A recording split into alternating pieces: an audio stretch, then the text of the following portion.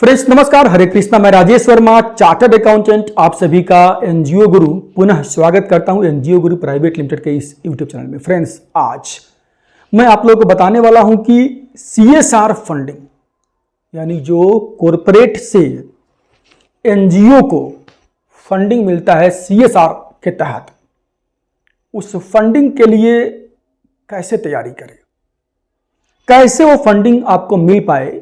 7 point guide, 7 points बताने वाला हूं मैं आपको आज। आप वीडियो को अंत तक जरूर देखिएगा।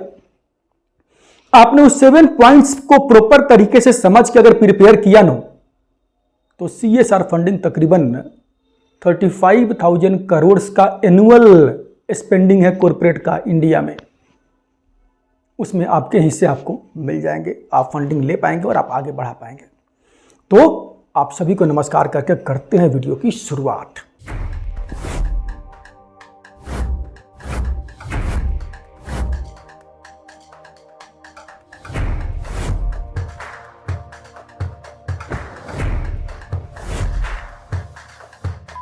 Number 1, understanding CSR funding requirements. Friends, India में कंपनीज एक्ट 2013 से सीएसआर गवर्न होता है कॉर्पोरेट का। उसके लिए सेक्शन 135 है कंपनीज एक्ट 2013 में, जहां पर अगर किसी कंपनी का net profit more than 5 crore है, नेटवर्थ मोर देन 500 करोड़ है, या फिर जो एनुअल टर्नओवर है वो मोर देन 1000 करोड़ है, अगर इस तीनों में से कोई भी एक रिक्वायरमेंट अगर कंपनी पूरा करती है तो उस कंपनी को अपने नेट प्रॉफिट का 2% एज अ सीएसआर, समाज सेवा के कार्यों के लिए स्पेंड करना पड़ता है। And I said this quantum is huge. Now, इस फंडिंग को लेने के लिए जो रिक्वायरमेंट्स है, सबसे पहले इस रिक्वायरमेंट को आपको समझना पड़ेगा। रिक्वायरमेंट्स क्या है कि आपकी जो एनजीओ है, जो आपकी संस्था है, अगर किसी कंपनी के सीएसआर स्पेंडिंग में काउंट करना है, आप सीएसआर फाउंडेशन नहीं है, तो आपकी संस्था 3 साल पुरानी होनी, यानी 3 इयर्स ओल्ड होना जरूरी है। आपके संस्था का 3 साल पुराना होना कंपलसरी है। आपके पास 12A और 80G का रजिस्ट्रेशन होना अनिवार्य है, और आपके संस्था का सीएसआर में रजिस्टर्ड होना आवश्यक है। फ्रेंड्स, अगर आपकी संस्था 3 साल पुरानी नहीं है तो भी आपको फंडिंग कंपनी चाहे दे सकती है, फंडिंग दे सकती है, डोनेशन दे सकती है, बट वो सीएसआर में काउंट नहीं होगा, वो सीएसआर फंडिंग नहीं होगा, क्योंकि सीएसआर फंडिंग लेने के लिए आपका सीएसआर में रजिस्टर्ड होना कंपलसरी है, और उसके लिए आपके संस्था का 3 साल पुराना होना आवश्यक है। यानी आपकी संस्था 3 साल पुरानी है, आपके पास 12ATG है, और आपकी संस्था सीएसआर में रजिस्टर्ड है। ये बेसिक रिक्वायरमेंट आप पूरा कर रहे हैं। अगर नहीं कर रहे हैं तो इसको पूरा करिए, यानी पिछले 3 साल का आपका ऑडिट, आईटीआर, एनुअल रिपोर्ट होना चाहिए। आपकी संस्था 3 साल पुरानी है, और आपकी संस्था 12ATG में रजिस्टर्ड है, और सीएसआर में रजिस्टर्ड है आपकी संस्था। रिक्वायरमेंट नंबर 2, जो दूसरा पॉइंट समझना यह है कि जो भी आपने रिक्वायरमेंट समझा है कि कौन सी रिक्वायरमेंट्स आप पूरा कर रहे हैं, कौन सा रिक्वायरमेंट्स आप पूरा नहीं कर रहे हैं। जो नहीं कर रहे हैं, सपोज आपका 12ATG प्रोविजनल है तो अप्लाई करिए उसको रेगुलर के लिए। आप सीएसआर में रजिस्टर्ड नहीं है तो अप्लाई करके सीएसआर रजिस्ट्रेशन सर्टिफिकेट ले लीजिए। यानी जो भी आपका रिक्वायरमेंट्स आपने आइडेंटिफाई किया है फर्स्ट स्टेप में, उन सारे रिक्वायरमेंट्स को पहले आप पूरा कर लीजिए। बोलते हैं कि फर्स्ट डिजर्व देन डिजायर, यानी आप पहले किसी चीज को पाने के काबिल बन जाइए, तभी उस चीज को पाने की उम्मीद रखिए तो आपको मिल पाएगी, वरना क्या होगा, वो ख्वाब, महज एक ख्वाब बन करके रह जाएगा। गाइडेंस नंबर 3, तीसरा पॉइंट जो आपको ध्यान रखना है सीएसआर फंडिंग लेने के लिए, कि अपने संस्था का जो विजन है, जो मिशन है, या जो भी आप वर्क ऑब्जेक्टिव्स जो काम करना चाहते हैं, जो इम्पैक्ट एरिया है, उसको बड़ा क्लियरली डिफाइन कर लीजिए। यानी clearly define your mission, vision and objectives, कि आप कौन से प्रॉब्लम, यानी समाज में जहां भी आप काम करना चाहते हैं, समाज के कौन से प्रॉब्लम एरियाज को सॉल्व करना चाहते हैं। लोग बोलते हैं कि मुझे सीएसआर फंडिंग चाहिए, काहे के लिए, तो मैं समाज सेवा का कार्य करता हूं। मुझे समाज कल्याण का काम करना है। साहब, समाज में बड़ी सारी समस्याएं हैं, आपको किस पर काम करना है? एजुकेशन में, हेल्थ में, वाटर सैनिटेशन हाइजीन में, या स्किल डेवलपमेंट में, या लाइवलीहुड प्रमोशन में, आप जो भी सेक्टर में जो भी काम करना चाहते हैं, किसी एक ऑब्जेक्टिव को क्लियरली डिफाइन करिए, clear cut vision plan set करिए, मिशन सेट करिए अपने संस्था का। यह बहुत जरूरी है। आप कंफ्यूज्ड स्टेट में रह करके अगर मूव करेंगे ना, कि जिस काम के लिए फंडिंग मिल रहा होगा वो फंडिंग ले लेंगे, काम कर लेंगे, तो आपको फंडिंग मिलने के चांसेस जीरो हो जाते हैं।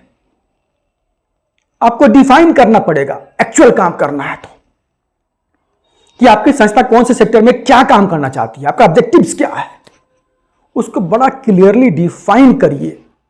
NGOs with clarity in objectives have greater chance of getting CSR funding. Guidance number 4, develop a strong project proposal.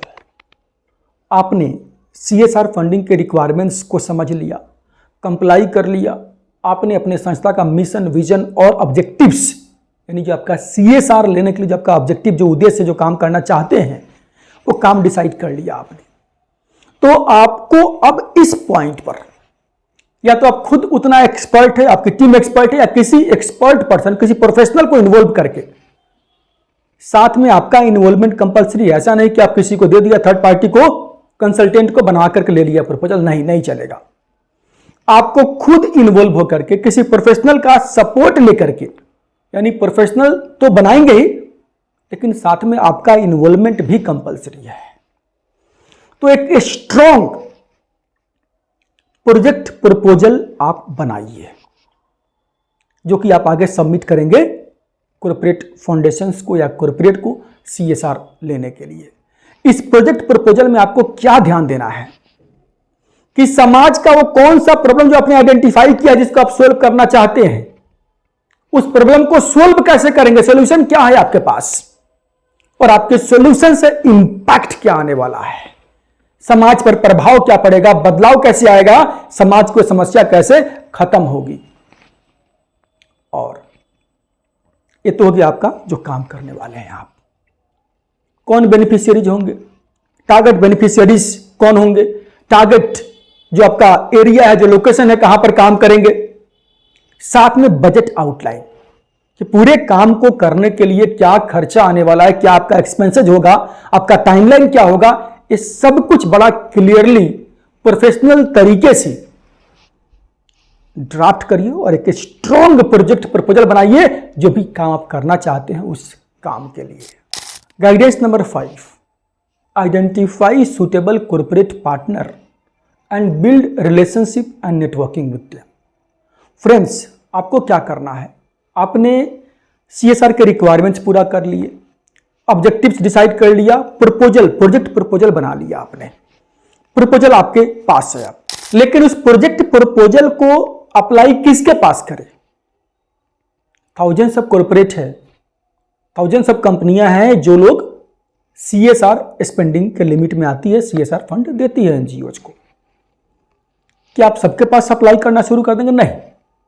आपको क्या करना है, आपको ऐसे कॉर्पोरेट को आइडेंटिफाई करना है जो कॉर्पोरेट्स आपके नियर बाई है, जो कॉर्पोरेट आपके ऑब्जेक्ट से प्रोक्सीमेट है, यानी आपका जो ऑब्जेक्टिव, जो काम आप करना चाहते हैं, वो काम, वो वर्क उस कंपनी के CSR ऑब्जेक्टिव से, CSR गोल से अलाइंड है, मैचिंग है। इसके लिए क्या करना पड़ेगा आपको, हर कॉर्पोरेट के वेबसाइट पे आप जाएंगे जो CSR फंडिंग करती है, उनका CSR ऑब्जेक्टिव, CSR पॉलिसी उनके पोर्टल पर होता है। तो CSR ऑब्जेक्टिव्स में क्लियरली, पॉलिसी में क्लियरली मेंशन होता है कि वो कंपनी किस काम के लिए पैसा खर्चा करना चाहती है, वो कंपनी किस एरिया में CSR फंडिंग स्पेंड करना चाहती है। तो वहां से देख करके अपना लोकेलिटी यानी ज्योग्राफिकल और अपना जो ऑब्जेक्टिव्स है, आपके ऑब्जेक्टिव से जो aligned corporate objectives, CSR objective जिस कंपनी का है, उन कंपनियों का चुनाव करिए और चुनाव करने के बाद, सिलेक्ट करने के बाद, लिस्ट आउट करने के बाद में उनके साथ में रिलेशनशिप, नेटवर्किंग बिल्डअप करना शुरू कर दीजिए। ये कैसे होगा?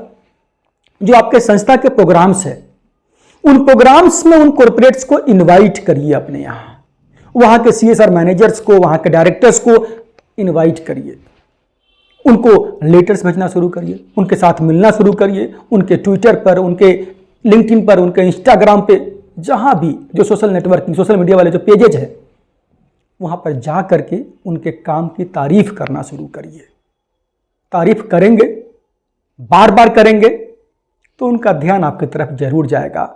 आप मिलेंगे, आप लेटर भेजेंगे फिजिकली, जरूर आपको देखा जाएगा। इसके ऊपर मैं पूरा एक डिटेल्ड वीडियो अलग से बनाऊंगा, how to build relationship with corporate and networking with them. Guidance number 6, apply for funding and follow up. आपने सारी रिक्वायरमेंट्स पूरा किया, ऑब्जेक्टिव डिसाइड किया, प्रपोजल बना लिया, कॉर्पोरेट आइडेंटिफाई कर लिया, रिलेशनशिप बिल्डअप कर लिया, अब रुकिए मत, अप्लाई करिए। लोग क्या करते हैं, अप्लाई करके कई बार छोड़ देते हैं कि अब तो उस कंपनी का काम है फंडिंग लेकर के मेरे घर पे आना, मेरे ऑफिस में आना। फ्रेंड्स, उसके लिए फॉलो अप करना पड़ेगा आपको regularly, by email, by physically visiting there, by phone calls. आप इरिटेट ना करें, बट एक रेगुलर इंटरवल में आपका फॉलो अप करना भी कंपल्सरी है। और आप इस तरीके से करेंगे, पूरे स्टेप्स को फॉलो करेंगे, तो फंडिंग आपको मिलेगा। फंडिंग लीजिए और काम करिए जिस काम के लिए आपने फंडिंग के लिए अप्लाई किया है। 7th, last but not the list, जो कि सबसे इंपॉर्टेंट है और मैं बिल्कुल बोनस के रूप में ये ज्ञान दे रहा हूं। लोग एक बार फंडिंग लेकर के भूल जाया करते हैं कि फंडिंग तो आ गया। अब फंडिंग मिलने के बाद में एक थैंक यू नोट प्रॉपर तरीके से फिजिकल लेटर के माध्यम से बना करके उस कंपनी को जरूर भेजिए। आपका एक ये थैंक यू जो है ना, आपका लॉन्ग टर्म रिलेशन बिल्डअप करने में आगे आपको सपोर्ट करने वाला है। अब सीएसआर फंडिंग मिलने के बाद सीएसआर प्रोजेक्ट को इंप्लीमेंट कैसे करना है, आप कैसे काम करें कि बार बार आपको फंडिंग मिलता रहे, इसके लिए मैं इस वीडियो का पार्ट 2 दूंगा आप लोगों को, उसको जरूर देखिएगा। मिलते हैं अगले वीडियो में, तब तक के लिए नमस्कार, जय हिंद।